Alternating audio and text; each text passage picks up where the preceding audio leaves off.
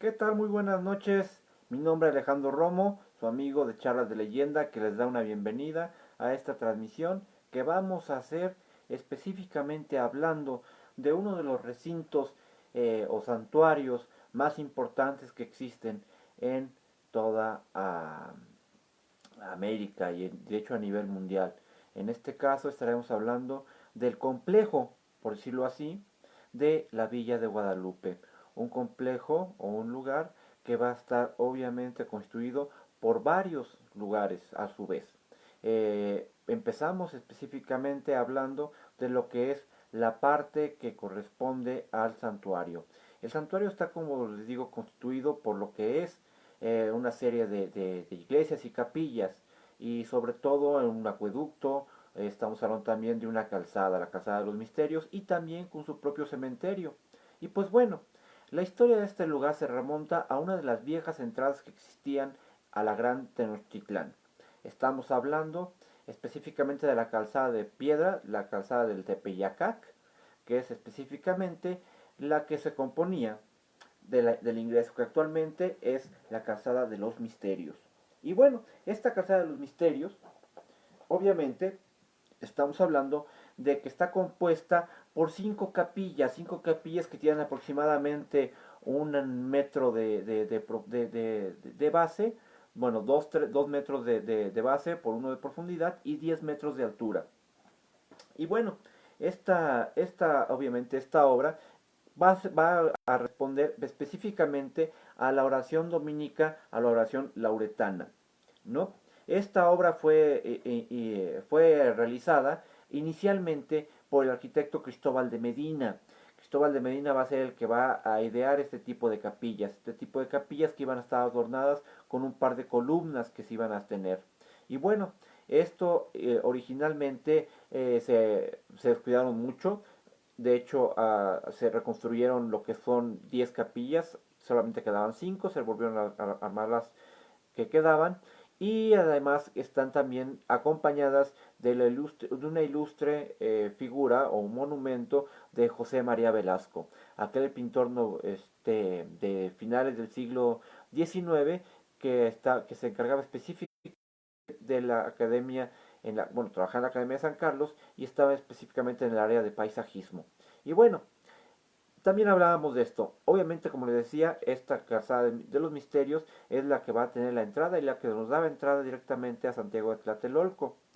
Pues bien, la iglesia está constituida además por lo que es la colegiata o la basílica antigua, por un convento de capuchinas, también lo va a componer una capilla denominada como la capilla del Pocito, también va a tener lo que es la actual Basílica de Guadalupe, que es la de 1976, y tenemos además también por la parte de arriba lo que es el Panteón del Tepeyac, y tenemos también lo que es la iglesia de El Cerrito. Pues bien, hablamos específicamente de la parte principal. Obviamente, al hablar de la Basílica de Guadalupe, es importante hablar de lo que es específicamente el milagro guadalupano. Aquel milagro que empieza a partir del día 9 de diciembre del año de 1531 y va a concluir para el día 12 de diciembre. Al menos eso es lo que nos dice la tradición, la tradición mariana. Hay que ver también otra cosa.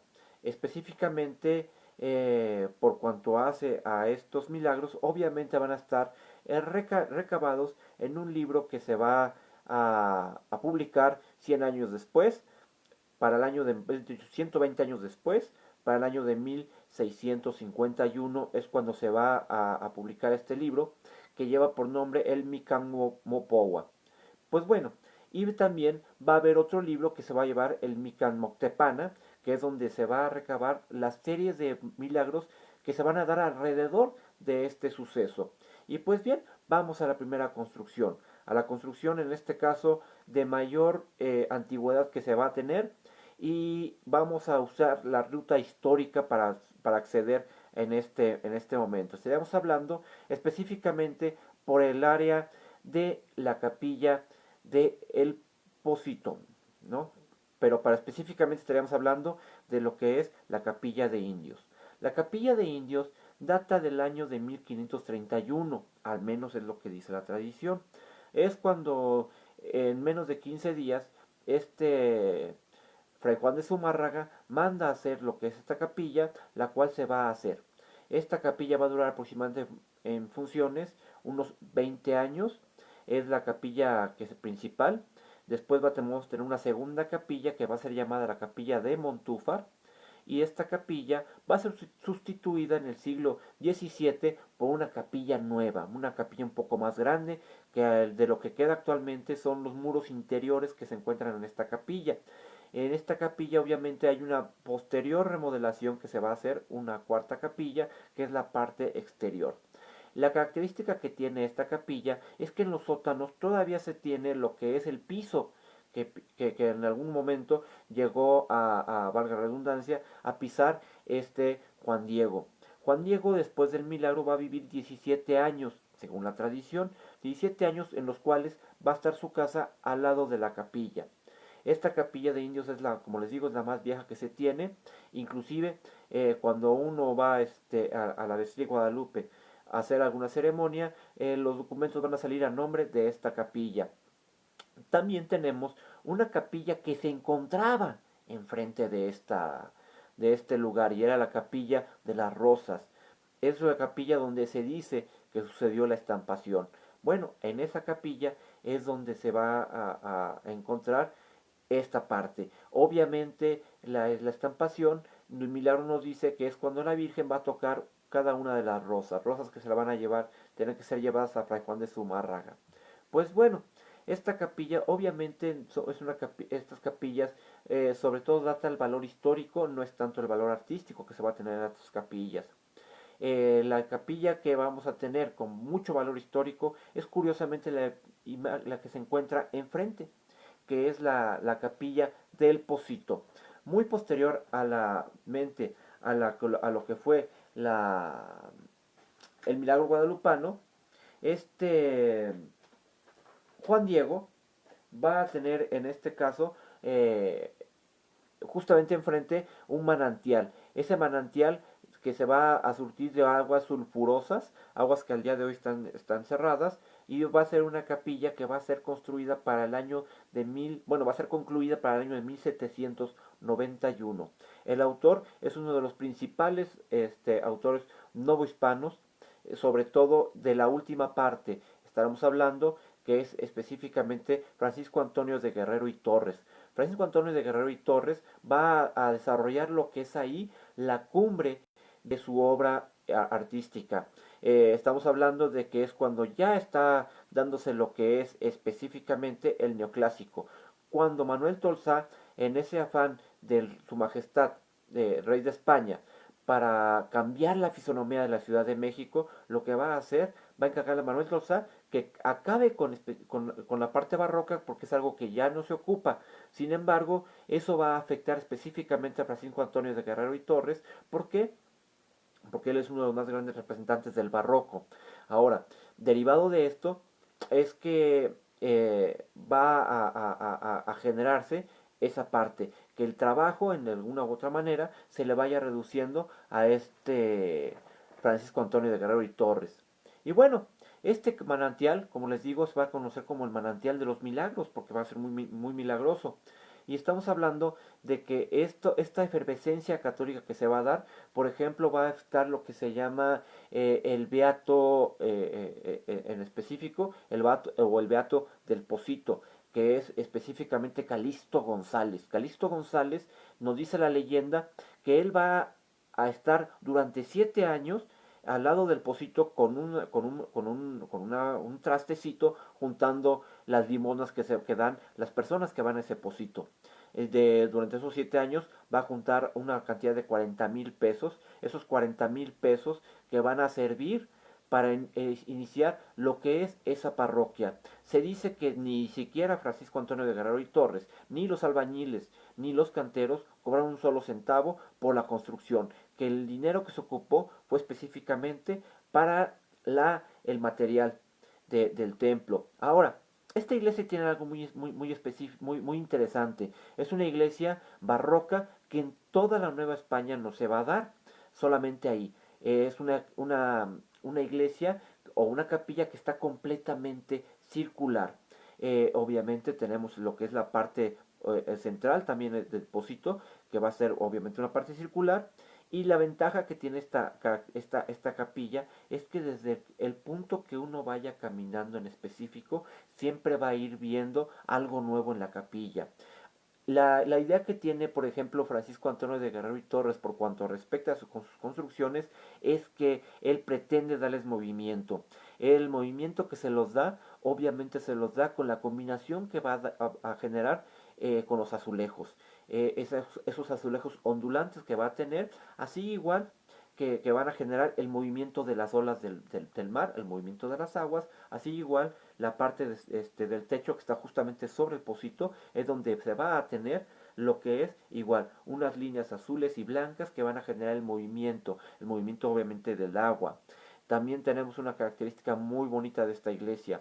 Esta iglesia es una iglesia que está construida con una sola cúpula y cuatro capillas. Pero la cúpula o la iglesia va a estar, más bien, la iglesia va a estar coronada con esa cúpula, una cúpula que está perfectamente del tamaño de la iglesia.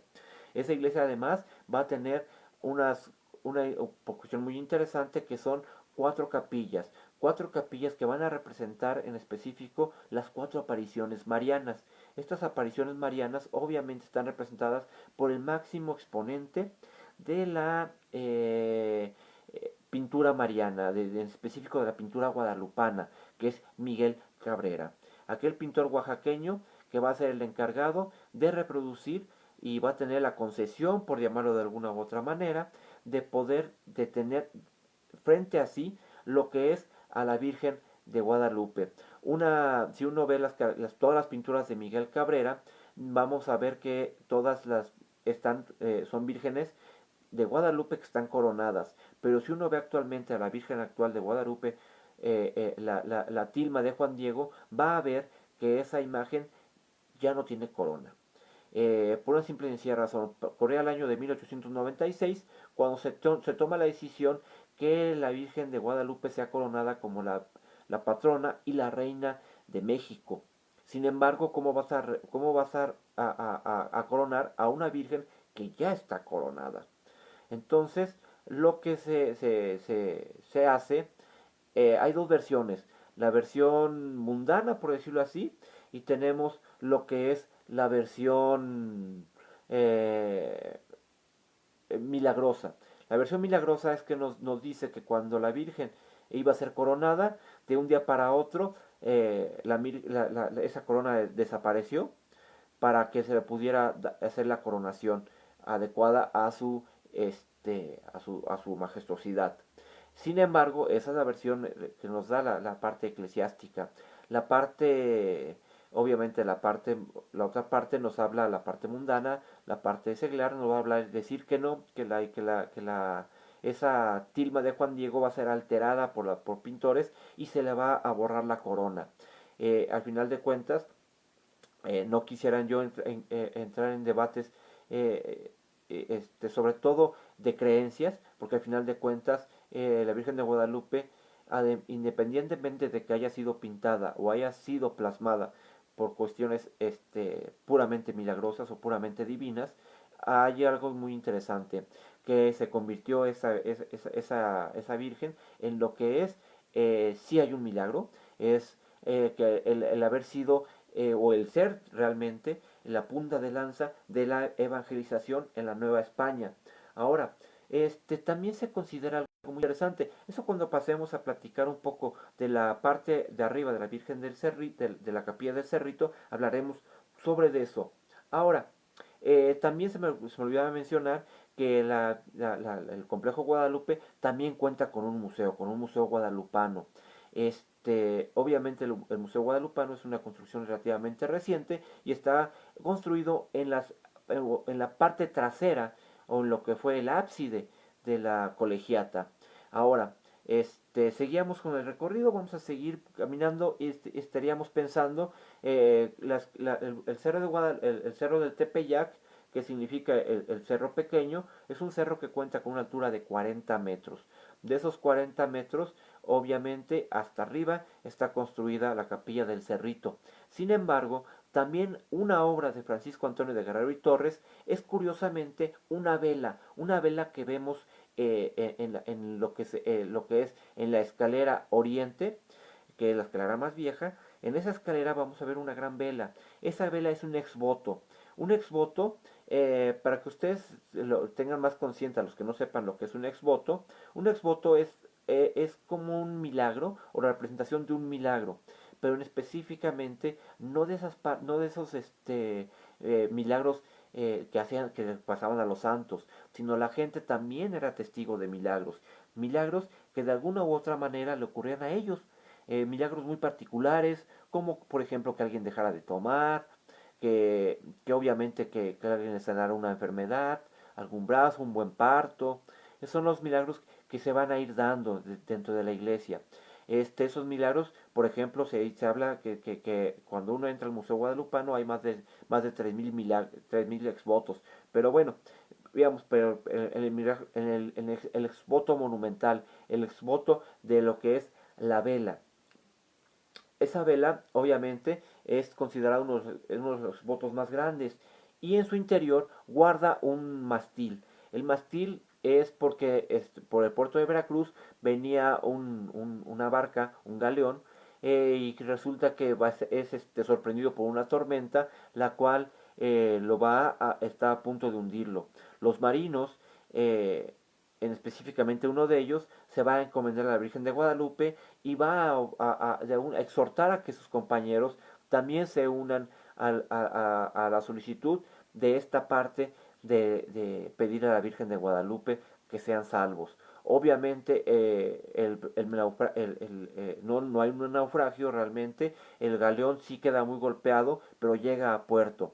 Y los marinos, para cumplir con esa promesa, esa manda, lo que van a hacer es solicitar que se venga ese mástil desde el puerto de Veracruz a la Villa de Guadalupe y va a ser puesto en la escalinata oriente. Esta escalinata, además, bueno, este mástil va a estar recubierto por cemento. Y la obra, como les digo, es una obra también que pertenece a la mentalidad o la inspiración de Francisco Antonio de Guerrero y Torres.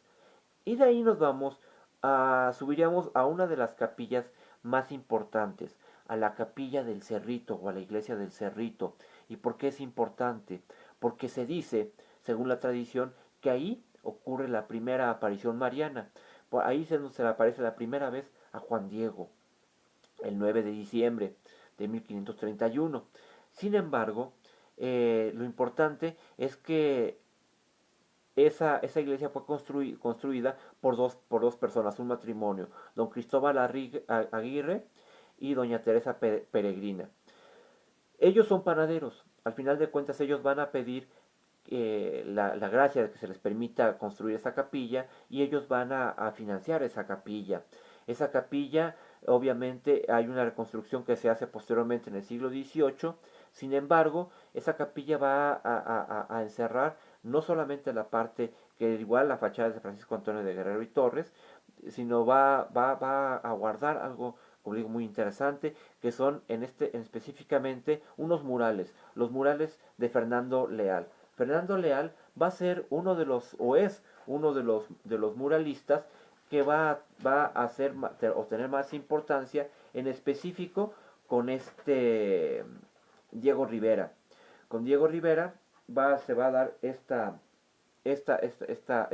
generación de muralistas. Y Fernando Leal va a plasmar 6 murales dentro de lo que es las paredes de esta capilla, donde el primero que nos recibe obviamente es la evangelización de los indios, según lo que ocurría en el colegio o en la iglesia de Santiago Tlatelolco. No hay que olvidar que nos dice la tradición que Juan Diego precisamente se recorría o caminaba de su lugar de nacimiento, bueno, de su lugar de residencia, no de nacimiento, perdón, es un error, de su lugar de nacimiento, pero otra vez, más bien de residencia, que era Tulpetlac. Se comete un pequeño error siempre pensando porque el lugar donde vivía Juan Diego es Cuautitlán de Romero Rubio, Cotitlán, México. De hecho, ahí hay una pequeña iglesia que también ya se lleva el nombre de Iglesia del Cerrito. Esa iglesia es donde vivía este Juan Diego. Sí, ahí vivía, pero ahí vivía con su esposa. Juan Diego, para cuando se da el milagro guadalupano, Juan Diego ya es viudo. Él ya es una persona de más de 50 años y ya está, como les digo, ya es una persona grande, es una persona que viuda, su mujer ha fallecido. Sin embargo, él se va a vivir con un tío, con Juan Bernardino, en la zona de Tulpetlac, que no está tan retirado de ahí. De hecho, está adelantito, bueno, camino a Ecatepec. Ahí va a estar la iglesia bueno, ahí va a estar su residencia de Tulpetlac. Él hacía todo ese camino diario de Tulpetlac a Santiago de Tlatelolco. Y bueno, es por eso que se va a dar esa educación ahí de Juan Diego. Otra también de los cuadros o de los murales que vamos a tener en la iglesia del Cerrito, obviamente es la primera aparición. ¿Por qué? Porque ahí se da la primera aparición. Fernando Leal lo que va a plasmar es esa imagen,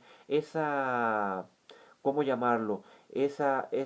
Recordar, hacer ese homenaje a ese milagro. Obviamente, esa primera aparición va a ser seguida de lo que es la visita que va a tener Juan Diego con Fray Juan de Zumárraga. Fray Juan de Zumárraga, al final de cuentas, va a ser, por lo menos, se va a considerar como el arzobispo que va a ser testigo de ese milagro. Y esa imagen la va también a plasmar Fernando Leal ahí en esa iglesia.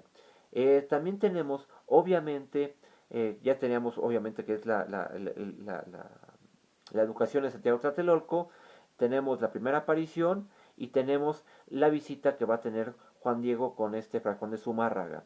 También va a tener, obviamente, el milagro de Juan Bernardino. El milagro de Juan Bernardino consiste específicamente que él estaba muy enfermo.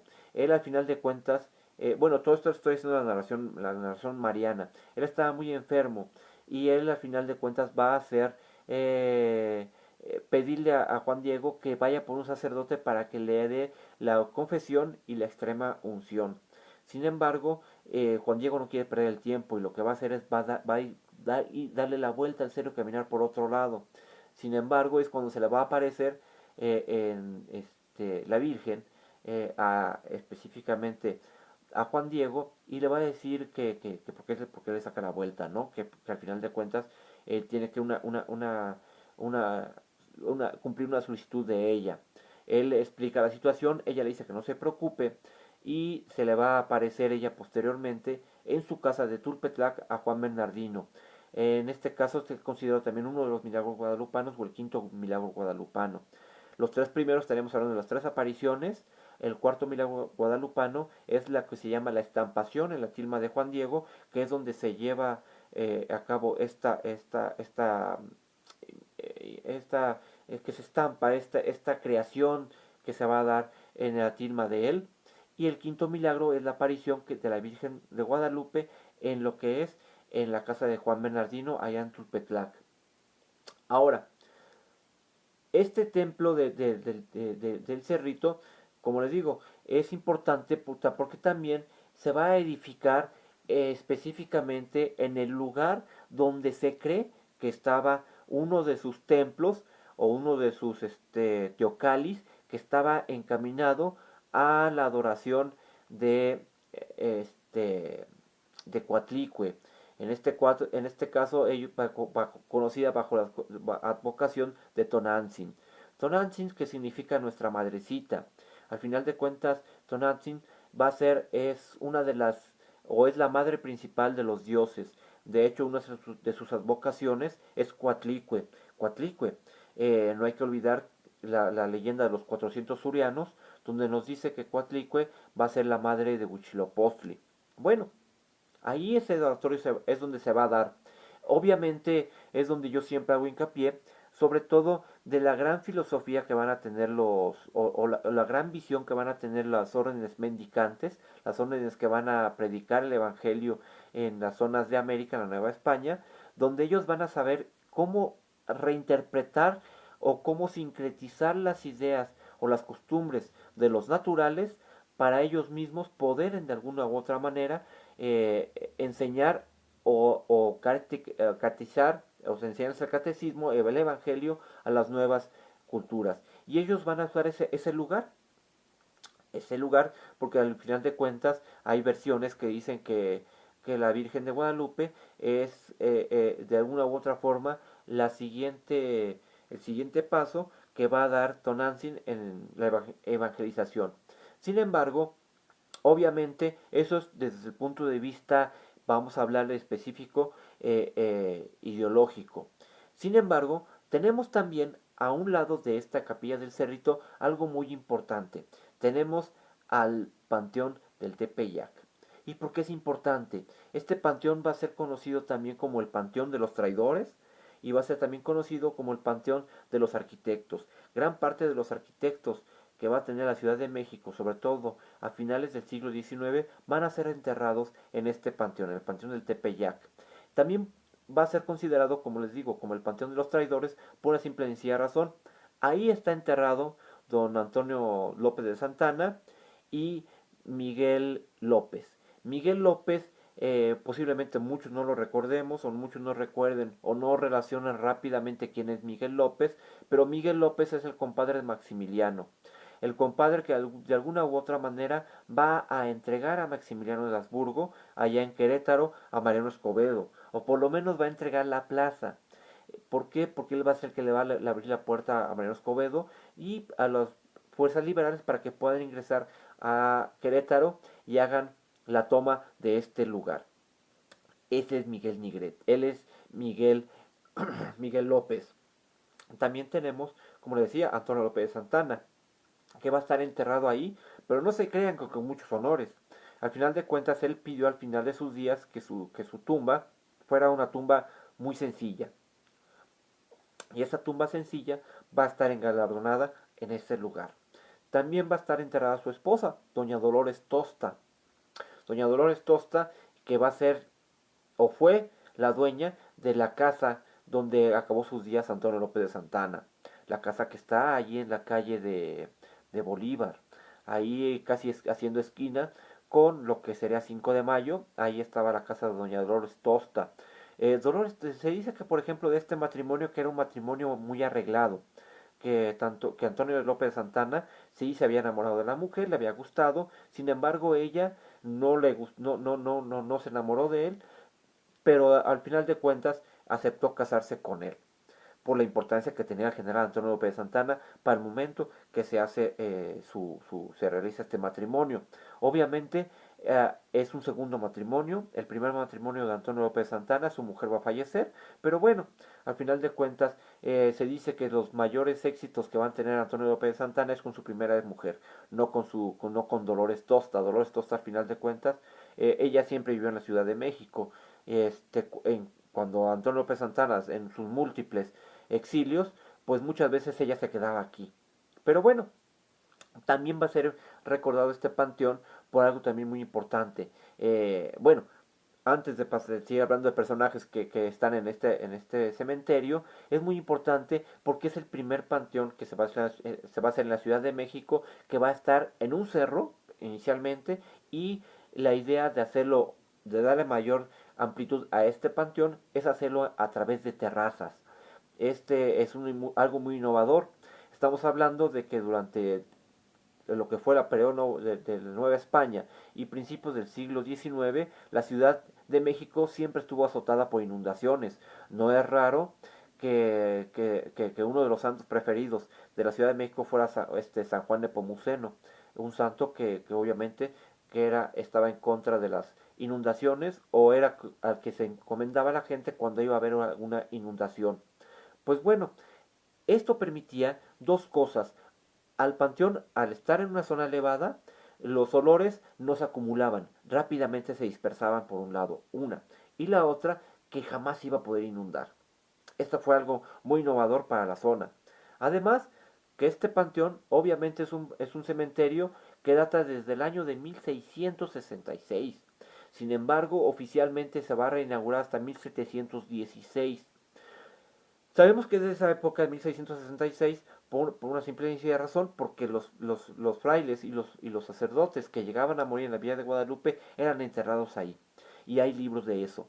Sin embargo, criptas y tumbas solamente las tenemos a raíz de la reinauguración de 1716, cuando es ya cuando se empieza a llevar un control más seguido. Además, que ahí se encuentran las tumbas de estas, que ya datan de esta fecha. Otra cosa muy importante, hablando de las personas ilustres que están sepultadas ahí, está por ejemplo este José María Velasco, el pintor. Bueno, él además, él vivió en la Villa de Guadalupe, él vivió en esa parte. José María Velasco, aquel pintor nació en 1840, que va a ser alumno de Eugenio Landesio y que va a desarrollar el paisajismo en México de manera fenomenal. Si ustedes quieren ver un cuadro donde que se muestre la mayor transparencia del Valle de México, lo van a encontrar con él. Un cuadro que, a pesar de que maneja paisajes, son paisajes que van a tener movimiento, paisajes que representan un águila en vuelo, a un perro brincando, a un niño jugando. Al final de cuentas, va a tener eso. Y además, algo muy importante de su obra, él no va a pintar cuadritos nada más así, o paisajes de manera aleatoria. Él realmente va a crear ecosistemas, va a representar la fauna específica de un lugar, la fauna y la flora. Él va a desarrollar ese tipo de pintura, ese tipo de óleo, que es muy interesante. No lo habían hecho. De hecho, él, al final de cuentas, hay un estudio que se hace específicamente de los ajolotes a mayor profundidad, y lo va a hacer él. Él va a hacer ese estudio de esa, este, de esa parte. Bueno, también algo muy interesante de lo que tenemos es, también está enterrado Ernesto Elorduy. Ernesto Elorduy, hay que recordarlo, que al final de cuentas es uno de los grandes compositores del siglo XIX, y que además va, 19 y 20, él va, a rescatar lo que es la casa de Manuel Paino allá en San Ángel. Bueno, sin embargo, él va a estar enterrado también en la Villa de Guadalupe, en el Museo Panteón de Tepeyac. Eh, También un personaje que está enterrado ahí y que va a ser, a lo mejor posiblemente no lo consideremos que tenga gran trascendencia por cuanto a la historia de México. Sin embargo, sí tuvo gran influencia por cuanto hace a la historia de México y por cuanto hace en específico a ese cementerio. Es doña Delfina Ortega. Doña Delfina Ortega es la primera esposa de don Porfirio Díaz. Era su sobrina. Porfirio Díaz, a ella le llevaba 15 años. De estos 15 años que le llevaba, obviamente él sí se enamoró de ella se enamoró de él. Ella tanto se enamoró de él, que al final de cuentas, de alguna u otra manera, le va a aceptar que viva con ellos, su hija Amada. Amada es una hija que va a tener Porfirio Díaz fuera de su matrimonio. Lo va a tener con Rafaela Quiñones, va a tener a esa muchacha. Esa muchacha que se va a convertir en la hija favorita de Porfirio Díaz. Esa hija que va a ser de alguna u otra manera testiga o testigo de aquella fiesta de los 41, donde a su esposo dicen que va a ser sorprendido en esa fiesta de homosexuales que se va a dar ahí en lo que sería actualmente una propiedad construida que estaba al lado de la Notaría Nacional. Sin embargo, bueno, inclusive José Guadalupe Posada va a hacer un retrato, va a hacer una caricatura de esa parte de los 41. Pero bueno, estábamos hablando de Delfina Ortega. Delfina Ortega va a ser enterrada en el museo, en el Panteón del Tepeyac.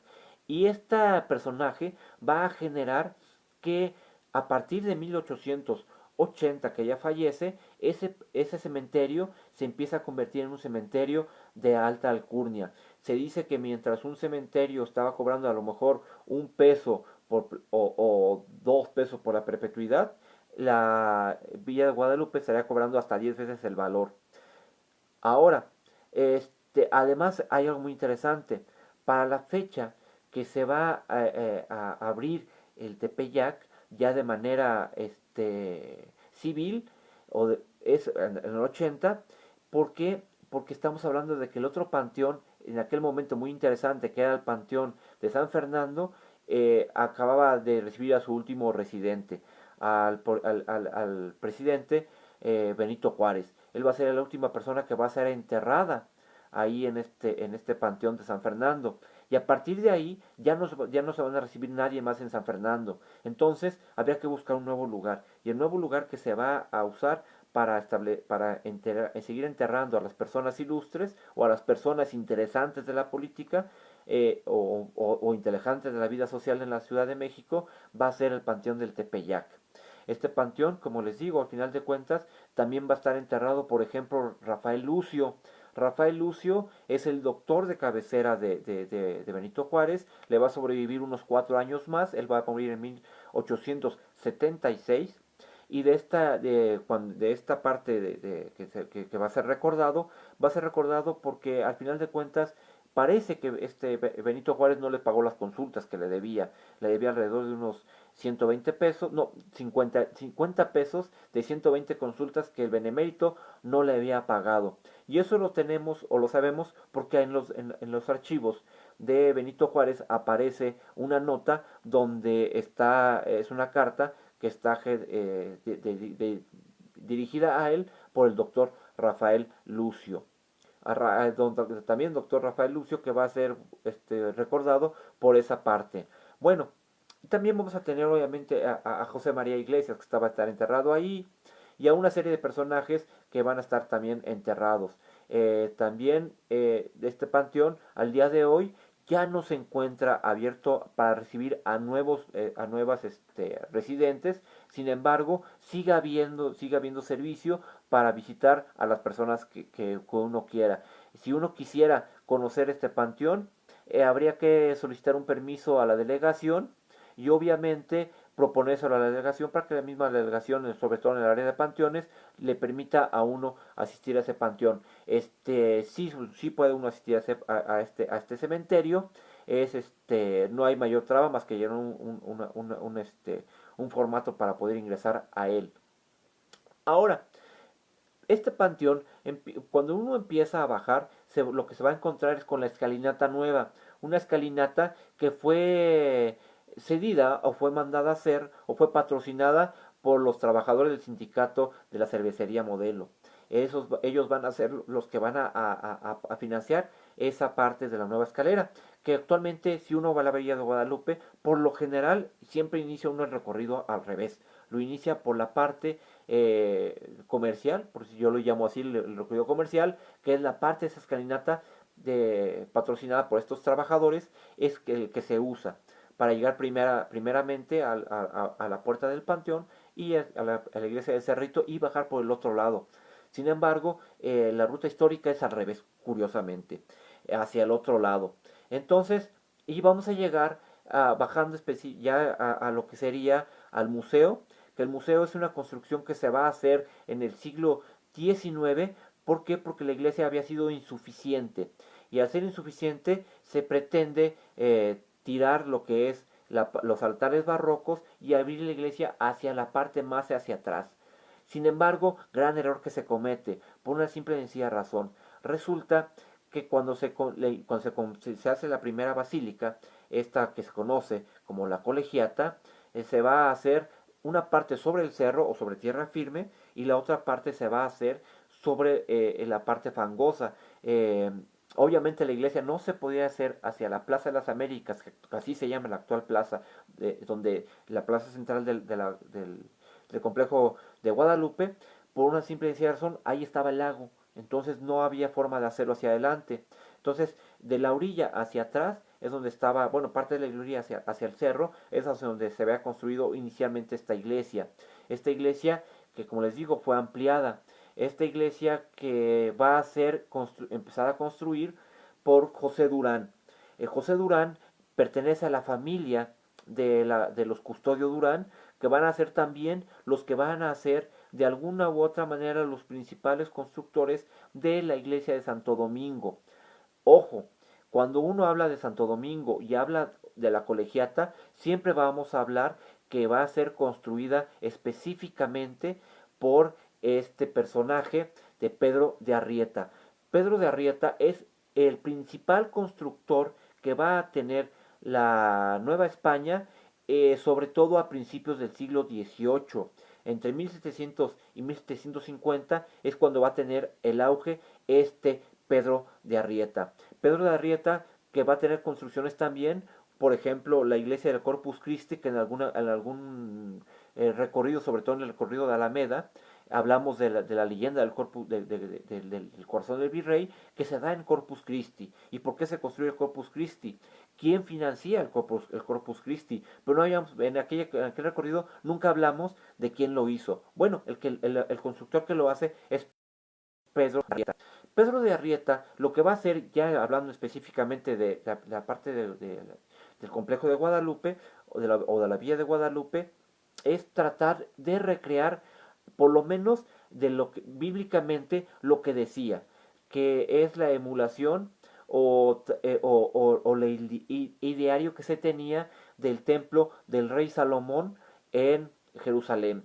Nos habla de un lugar con 4 torres, con 4 campanarios. En este caso, las 4 campanarios solamente se da, yo no he encontrado, posiblemente los que lo puedan ver, me puedan decir si en América existe un templo que tenga 4 campanarios en cada uno de sus vértices. Hasta donde tengo por información, es el único que se da en América Latina con esas características.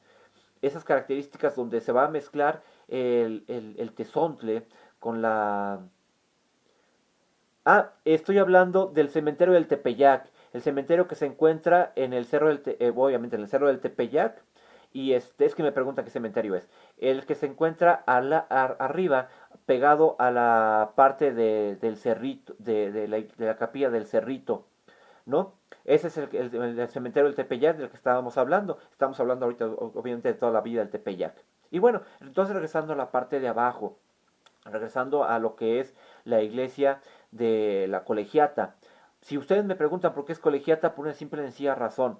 Porque esta iglesia tiene lo que es específicamente un cabildo, donde ellos podrían legislar sus propias reglamentaciones de la basílica, en este caso de la Villa de Guadalupe. El término de basílica se le va a dar posteriormente. Pero bueno, este templo va a tener también grandes avances, sobre todo que igual la cúpula central, estamos hablando que trata de recrear igual esta parte del templo de Salomón, además que va a estar representando o esta va a estar compuesta de alguna u otra manera con mosaicos bizantinos, tratando de recordarnos cómo está también la iglesia de San Pedro allá en el Vaticano. Obviamente tenemos esta recreación con mosaicos que nos va a hablar de la conversión que van a tener los indios o de lo que es la evangelización que se va a tener por parte de los indios usando o utilizando la imagen y la figura de la Virgen de Guadalupe. También tenemos las 4 penchinas que nos van a representar, obviamente, como la mayoría de las iglesias, a los 4 evangelistas, con sus animales, que estaríamos hablando de San Juan, de San Lucas, de San Marcos y...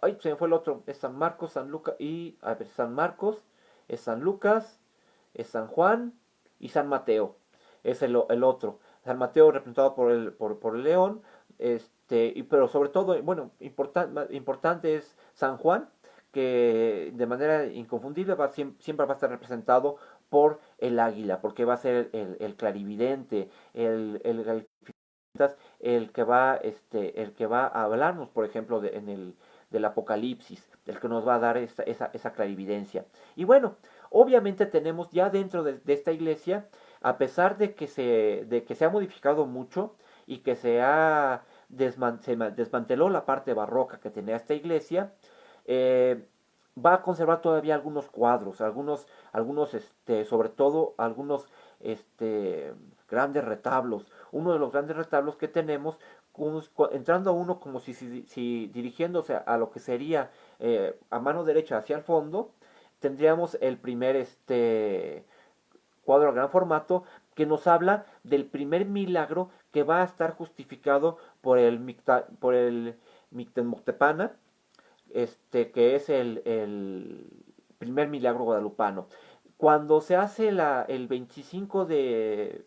Sí, el 26, perdón, el 26 de diciembre del año de 1531, que se hace el movimiento de la Virgen de Guadalupe de allá, de lo que sería, bueno, el milagro nos dice que de Tlatelolco hacia la Villa de Guadalupe, se hace una representación con indios donde se recrea una batalla entre chichimecas y mexicas. En esta batalla va a resultar herido uno de los indios y va a morir. Este, Se le encomienda a la Virgen su alma, sin embargo, la Virgen va más allá y lo vuelve a la vida. Ese va a estar representado, de hecho es por Fray Gonzalo, el que lo va a hacer, y esta imagen va a ser hecha por un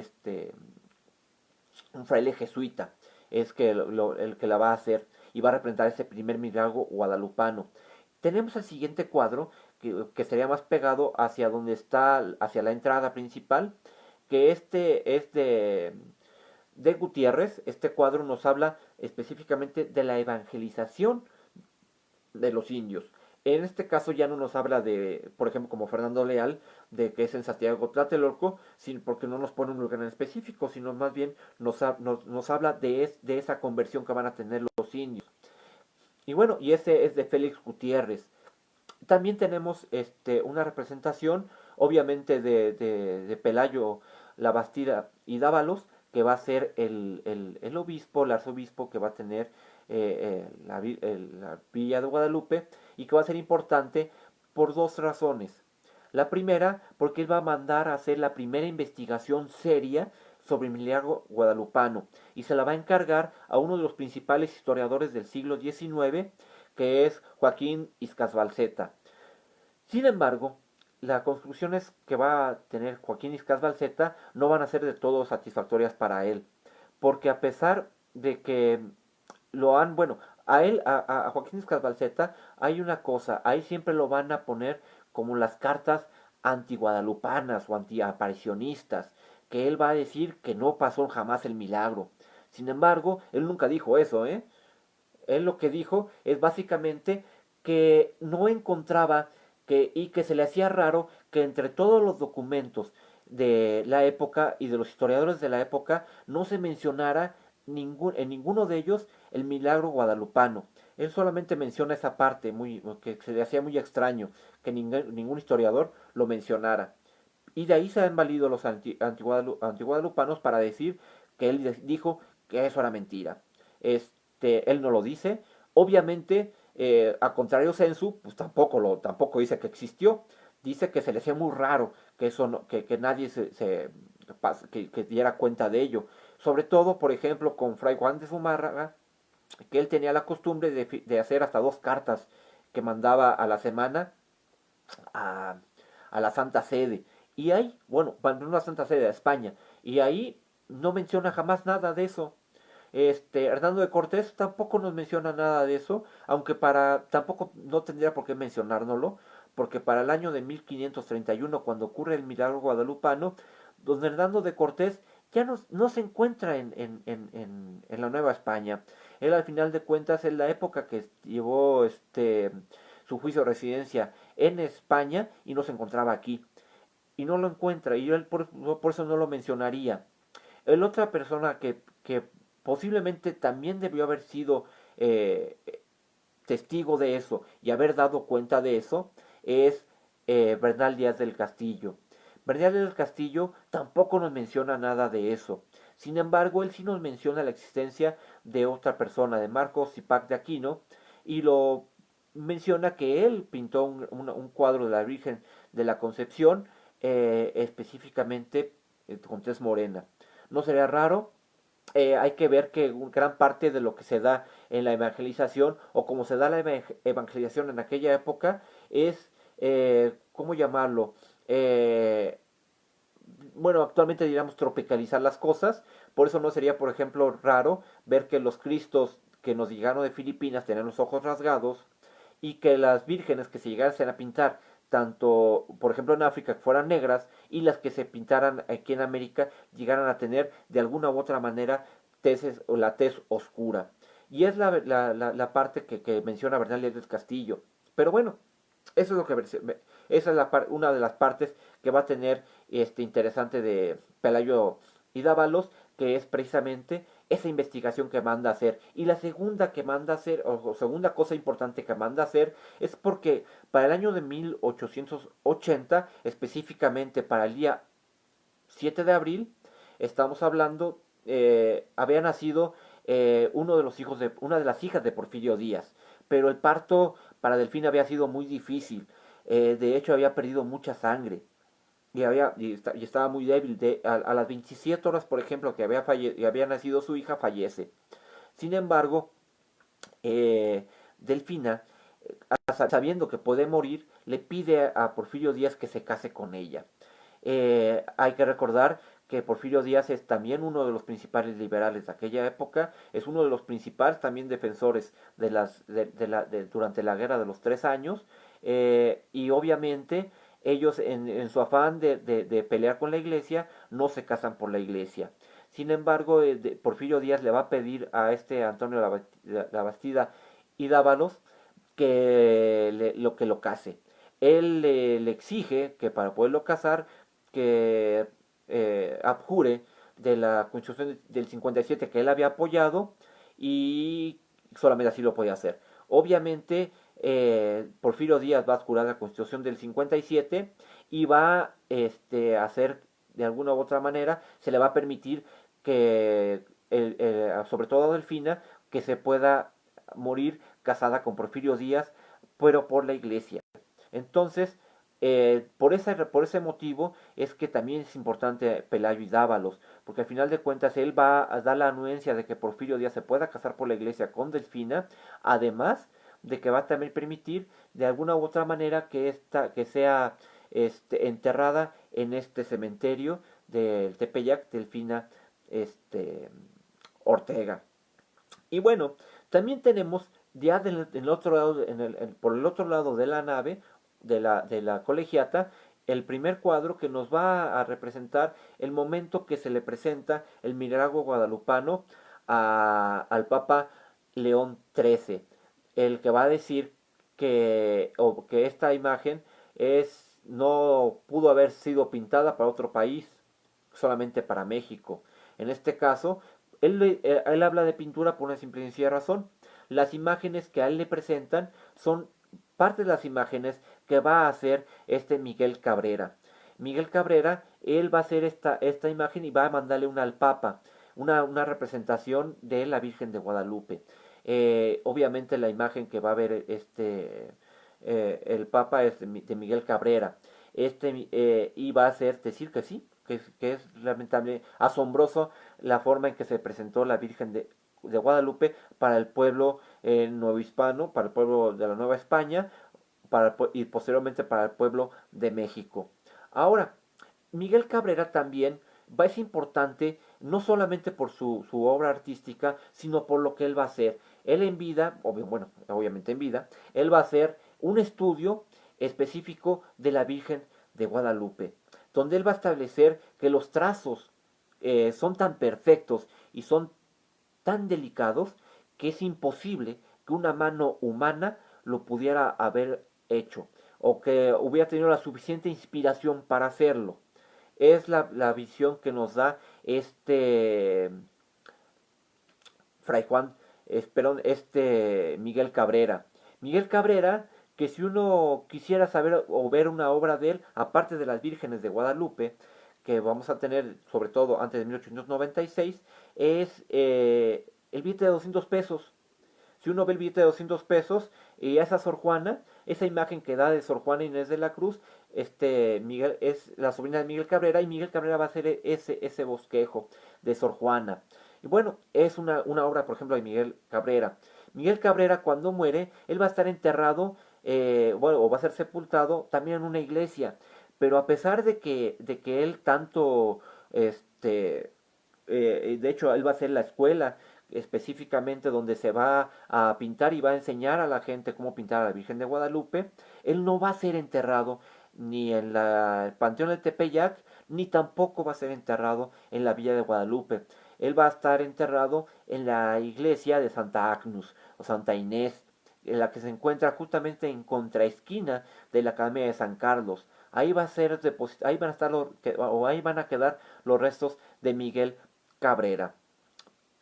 Y bueno, regresando otra vez a la iglesia, obviamente el baldaquino que se va a construir o el que actualmente vemos es un baldaquino que nos viene de principios del siglo XX y se hace exprofeso para el año de 1905, que es cuando va a ser declarada la Virgen de Guadalupe, o más bien cuando se le va a dar no solamente la coronación, bueno, la coronación, sino más bien se va a declarar a la Villa de Guadalupe y sobre todo a la iglesia con el carácter de basílica.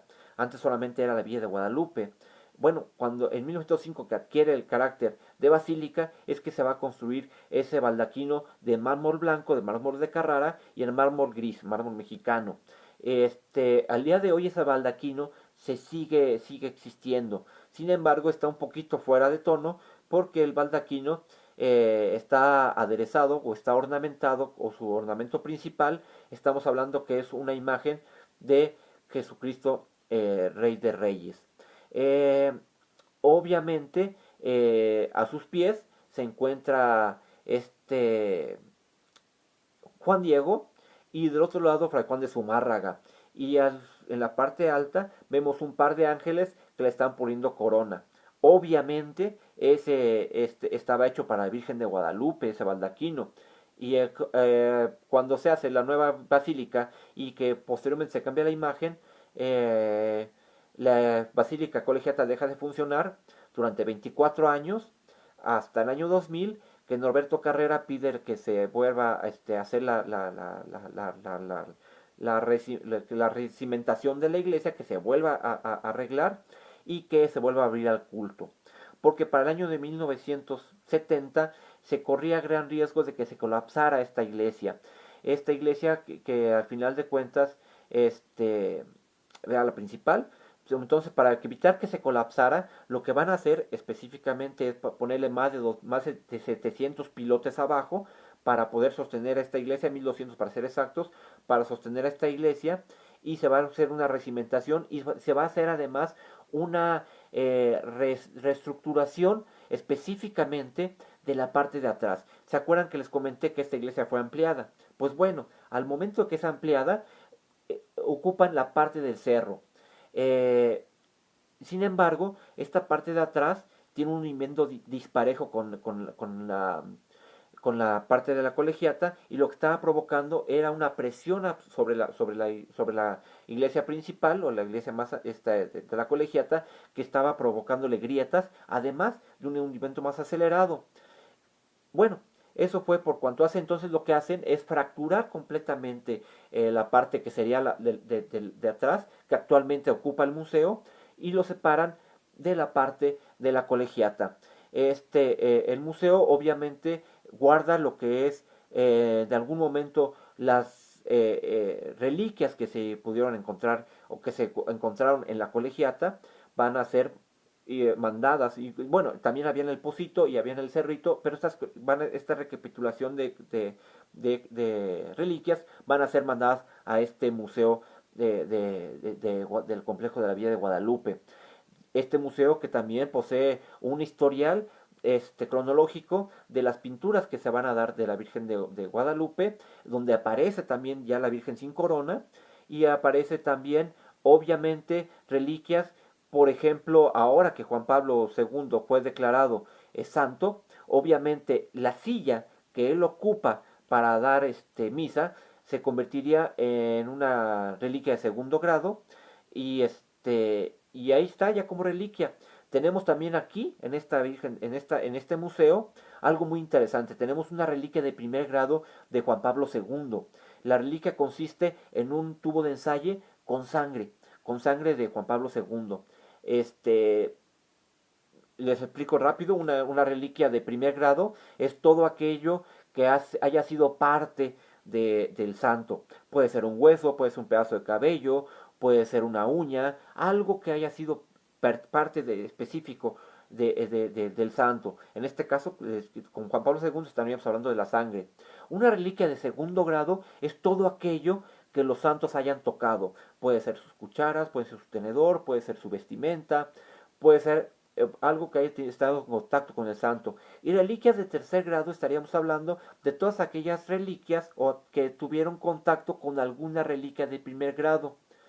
Por eso no era, eso es lo que tanto criticaban los protestantes, que podías uno comprar, no sé, un rollo de tela y pasar, no sé, el hueso no sé, de Santa Bárbara, por decirlo así, por toda la tela.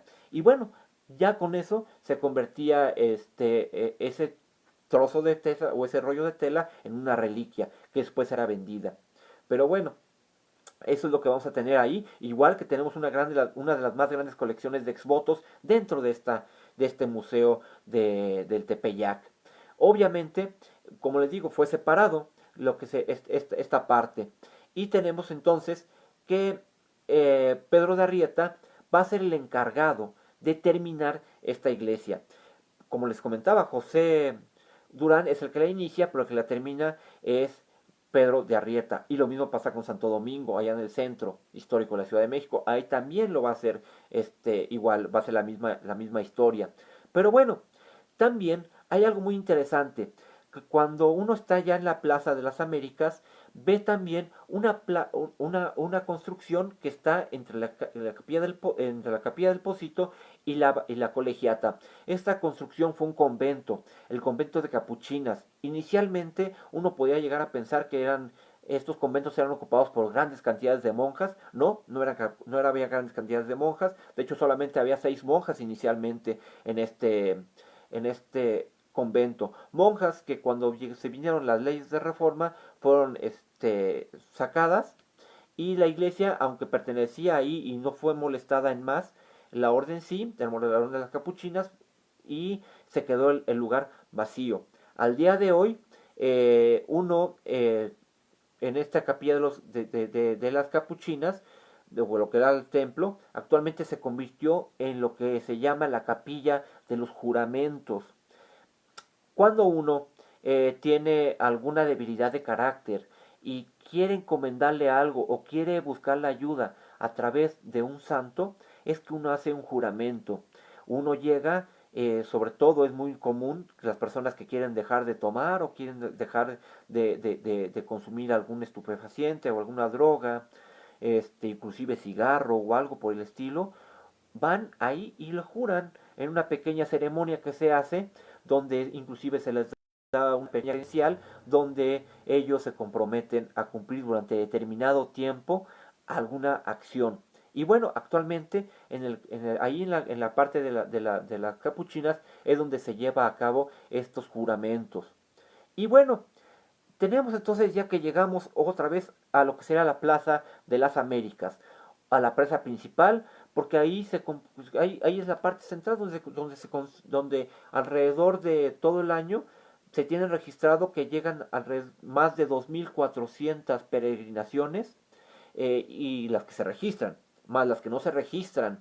Obviamente es un lugar de devoción, es un lugar donde uno podrá ver inclusive grupos de danzantes que van a realizar o ejecutar obviamente sus danzas en ese secretismo, sobre todo en la Nueva España, y que nos llega al día de hoy.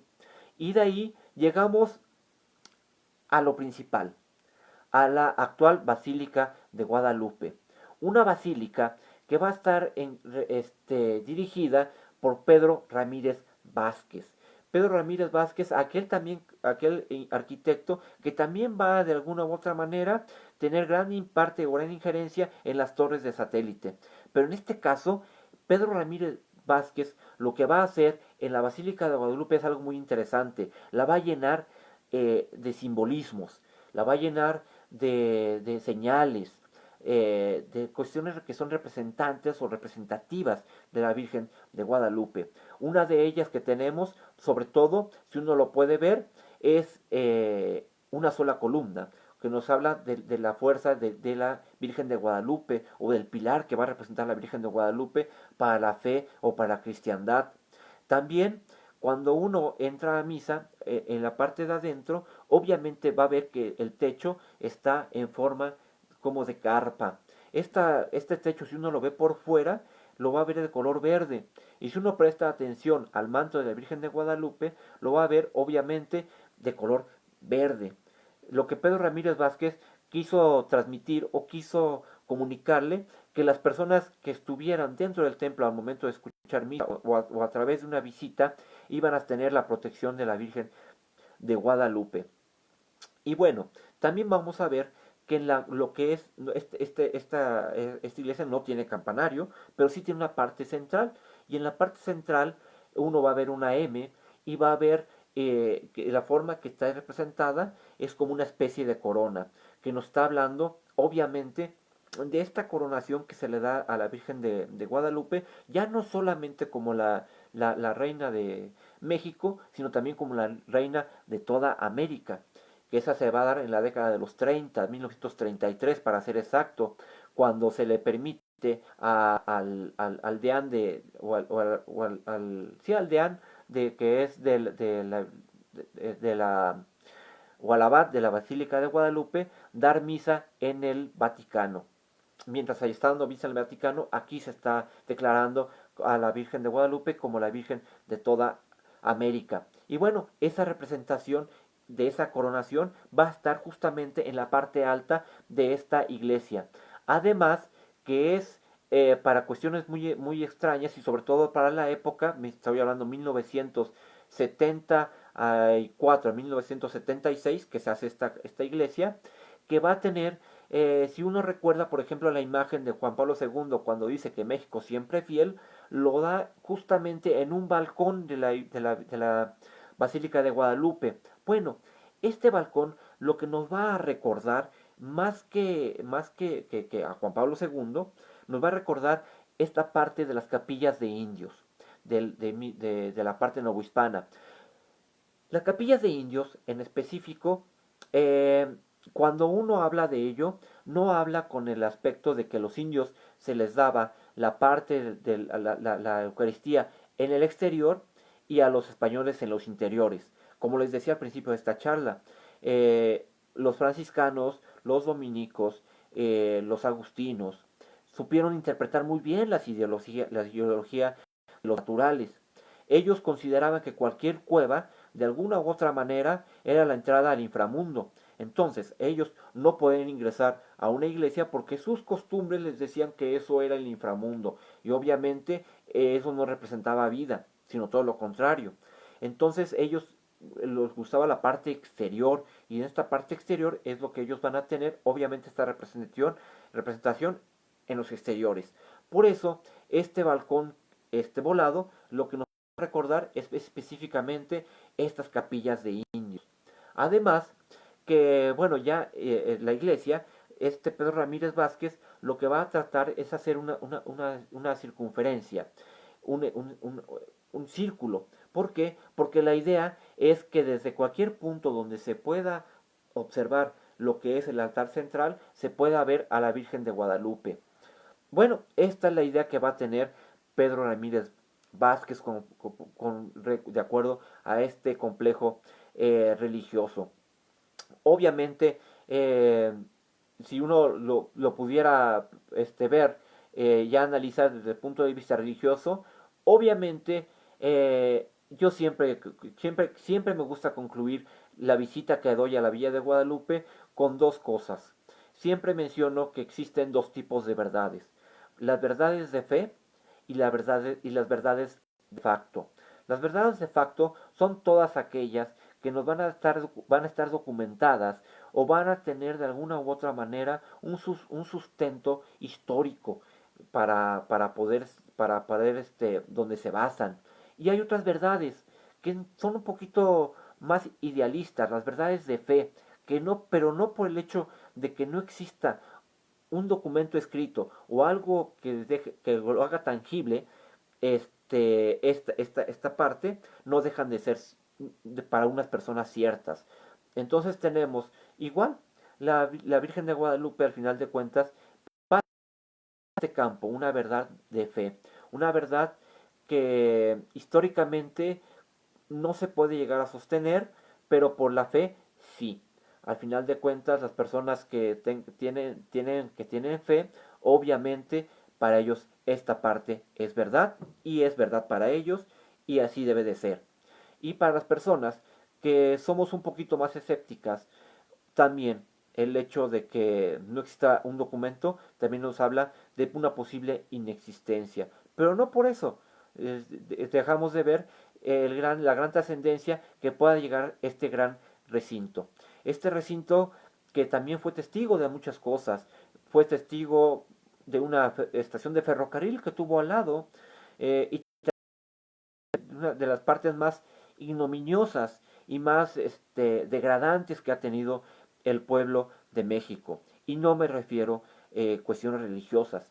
Un 2 de febrero, pero del año de 1848, en la villa de Guadalupe es donde se firman los tratados de Guadalupe Hidalgo.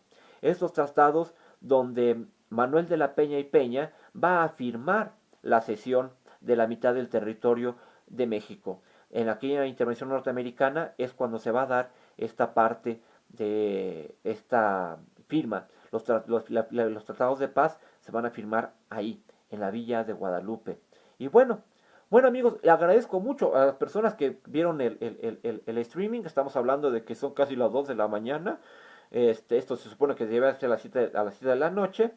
Sin embargo, tenemos pequeños problemas técnicos que hasta hace poco resolví y no quería pasar desapercibido el hecho de que había comprometido mi palabra en dar este streaming. Ahora bien, para el día viernes sí lo voy a dar a las 7 de la noche. Es igual, lo había estado manejando vía Zoom, se ha complicado mucho, pero no, vamos a dar las charlas chocolateras las vamos a pasar por streaming y va a ser el viernes a las 7 de la noche y vamos a estar hablando sobre la figura de Ignacio Allende. También el día sábado tenemos visita, durante la mañana tenemos un recorrido a la Alameda. A mediodía tenemos también un recorrido de Chiles en Nogada en San Ángel. Y por la noche vamos a tener un recorrido de leyendas en la zona de Coyoacán. La cita es, en Coyoacán a las 7 de la noche. Sin embargo, las bases las pueden ver en la página de charlas de leyendas.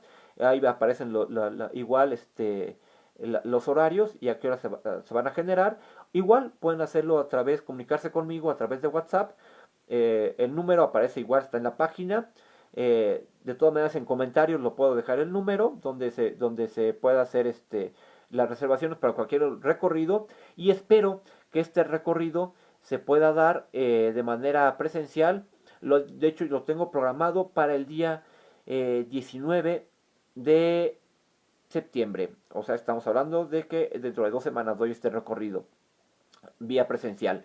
Obviamente visitamos los lugares y es más interesante porque tenemos de viva voz la explicación y además frente al lugar que justifica esta explicación. Y bueno amigos, pues agradezco mucho que hayan estado conmigo. Y bueno, espero que se puedan unir a la plática del día viernes sobre Ignacio Allende. Obviamente esta plática no viene desde el oficialismo, pero tampoco viene desde la crítica de la figura. Vamos a hablar del héroe, del ser humano y del fracaso. En este caso, todas las etapas que pueda llegar a tener Ignacio Allende y lo que significa para nuestra historia Ignacio Allende. Es muy interesante, es una plática que vale la pena seguir y vale la pena escuchar. Vamos a llevarnos una idea, posiblemente reafirmar lo que pensamos de Ignacio Allende y también podemos pensar otra cosa, buena o mala. Espero que sea buena porque al final de cuentas es una persona con, con defectos y virtudes que por lo menos intentó, o por lo menos intentó cambiar la historia de México y parece que sí le funcionó. Bueno, amigos, bueno, nuevamente agradezco su atención y bueno, estamos en contacto y seguimos viéndonos a través de este medio o de nuestros recorridos. No se olviden seguir la página Charlas de Leyendas, así como también la página en Facebook Charlas de Leyendas y su similar en YouTube, la plataforma YouTube, que es Charlas de Leyenda. Por cierto, se me olvidaba, mañana a las 9 de la noche, a través de la plataforma de Facebook, por la televisora, por internet o la TV, tenemos un recorrido por el centro histórico. Vamos a estar hablando del Hospital de Jesús. Vamos a hacer un en vivo en el Hospital de Jesús. Obviamente no vamos a ingresar al Hospital de Jesús por una simple y sencilla razón. Por cuestiones de la pandemia, ahora está restringido el acceso. Sin embargo, estaremos in situ, estaremos hablando de él afuera. Entonces, del Hospital de Jesús y de la obra pía de don Hernando de Cortés. La pura y limpia concepción de María, la capilla que se encuentra al lado del Hospital de Jesús, que vamos a hablar mañana a las 9 de la noche. Ya es un programa que va a ser transmitido a través de Hola TV. Así que no se olviden, igual los links y las páginas aparecen en Charlas de Leyenda. Pues muchas gracias y ya váyanse a dormir. Esperemos que descansen bien y muy buenas noches. Hasta luego.